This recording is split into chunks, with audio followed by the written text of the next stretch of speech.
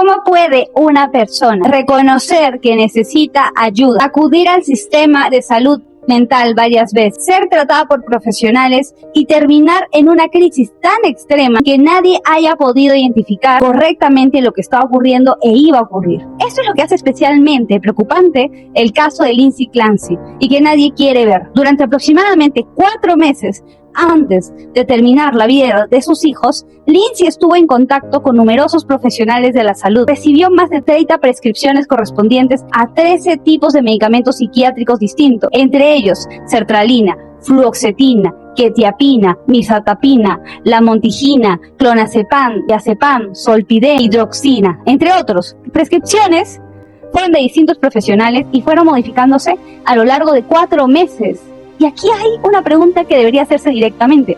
¿Es razonable que una persona cuyo estado mental, según esa persona, está empeorando, pase por 13 medicamentos distintos en un periodo de tan solo 4 meses sin que el sistema consiga establecer con claridad qué enfermedad está tratando para empezar, porque no tuvo un diagnóstico correcto? No estamos hablando solamente de una lista de nombres de doctores que han fallado, sino de medicamentos con efectos psiquiátricos, terapéuticos y perfiles de efectos adversos preocupantes. Dependiendo del fármaco y de la persona, pueden aparecer problemas como sedación, agitación, alteraciones, personalización, cambios en el estado anímico, ideaciones de autodesvivirse u otros efectos psiquiátricos que requieren vigilancia. Eso no demuestra que los medicamentos causaron lo ocurrido en el caso de Lindsay, pero sí hace todavía más importante que nos podamos preguntar cómo se controló la evolución cada vez que aparecía un nuevo síntoma. ¿El tratamiento era modificado de qué manera? Lindsay estaba manifestando síntomas preocupantes, trastornos de pensamientos intrusivos, despersonalización, depresión, desesperanza, problemas graves de sueño y pensamientos de quitarse la vida.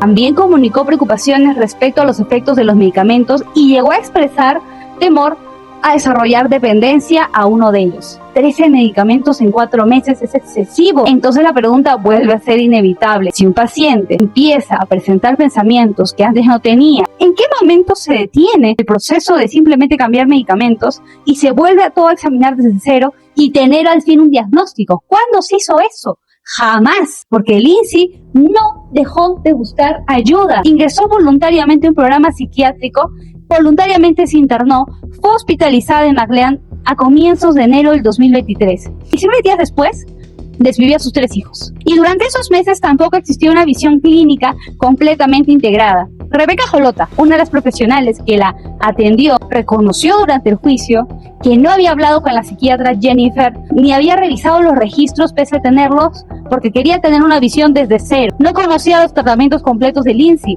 no se los preguntó, ni sabía que los había recibido en otro centro. Es decir, Lindsay tuvo 14 consultas con TUF en 4 meses y Jolota dijo desconocer esta situación. La propia Tuts incluso declaró que desconocía que Lindsay había realizado 2 llamadas a una línea de crisis de autodesvivirse. Esto es muy importante porque Lindsay no era una paciente que no reconociera que tuviera un problema, no dejó de pedir ayuda, estaba pidiendo ayuda mientras su mente se fracturaba. La defensa sostiene que Lindsay, para empezar, no estaba con un diagnóstico claro, que quizá tenía una psicosis por posparto y un trastorno bipolar que no habían sido tampoco diagnosticados. Y este diagnóstico se hizo al final, cuando ya pasó esto, ya lo hizo un psiquiatra, un psicólogo, un especialista, se toma el tiempo para hacer este diagnóstico. Y esto aún es parte de la disputa en el juicio para ver si en verdad es el diagnóstico correcto, pero nunca se llegó a un diagnóstico correcto uniforme durante esos 4 meses donde ella tomó 13 prescripciones distintas de medicamentos psiquiátricos con efectos secundarios muy adversos. Por supuesto, ningún psiquiatra puede predecir con certeza que una persona va a cometer una desvivisión a todos sus hijos, pero sí debería existir una evaluación seria cuando aparecen niveles de deterioro mental grave.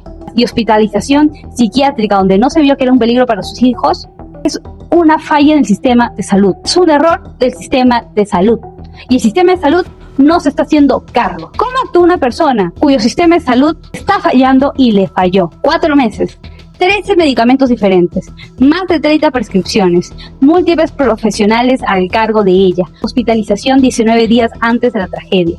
Ella se daba cuenta que perdía el control. Ella estaba pidiendo ayuda porque ya no estaba en sus manos sostener esta situación. En ese sentido, esta persona necesita una evaluación diferente, nunca se dijo. Esta persona necesita un nivel de atención mayor, jamás se dijo. Esta persona tiene que ser supervisada, hay que ver cómo están las cosas en casa, hay que hablar con el esposo, ver cómo están los hijos, ver que no sea una amenaza para sí mismo o para otros. Jamás pasó eso por la mente de los profesionales. ¿En qué momento se evaluó seriamente si una persona puede representar un riesgo para sí mismo o para otras personas teniendo este tipo de situación? En 4 meses, 13 medicamentos diferentes. Porque la psiquiatría no debería reducirse a tome este medicamento y vuelva en unas semanas. No, los medicamentos no son caramelos, actúan sobre el cerebro de manera seria, tienen indicaciones, contraindicaciones, efectos adversos, interacciones y requieren seguimiento personalizado. Y cuando existe una crisis psiquiátrica grave, la medicación debe tomar parte de la estrategia de tratamiento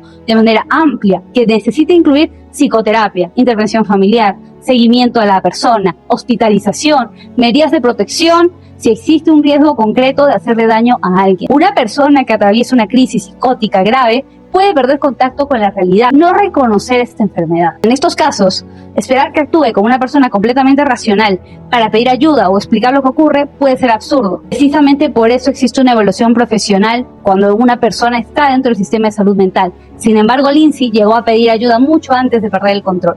¿Qué le exigimos a una persona cuando ya perdió la capacidad de comprender lo que está sucediendo? ¿Le pedimos que se diagnostique a sí misma? ¿Que determine por sí misma que es peligroso porque el sistema de salud no lo puede hacer? ¿Que se dé cuenta de que está perdiendo contacto con la realidad? No, porque para eso existe el sistema de salud mental. Ella ya ha hecho muchísimo al decir, ayuda, no tengo el control, por favor, algo puede pasar. Y ese es el punto que no debería perderse de vista en el caso de Lindsay Clancy. Ella pidió ayuda cuando todavía podía reconocer que algo estaba mal. Fue atendida, fue medicada, fue hospitalizada. Volvió a pedir ayuda y aún así, 19 días después de salir de una hospitalización psiquiátrica, ocurrió una tragedia que terminó con la vida de sus 3 hijos. Eso no permite afirmar automáticamente que los médicos causaron lo ocurrido o fueron negligentes, pero sí permite hacer una pregunta legítima que les dejo a ustedes. ¿Hicieron los especialistas todo lo que razonablemente debía hacerse para identificar la gravedad de aquella crisis o la situación que estaba atravesando Lindsay? Porque si la respuesta es no, entonces no podemos mirar únicamente a una mujer que perdió el control. También tenemos que mirar al sistema que recibió sus señales durante meses y preguntarnos por qué no consiguió o no quiso intervenir antes. Esa es la pregunta.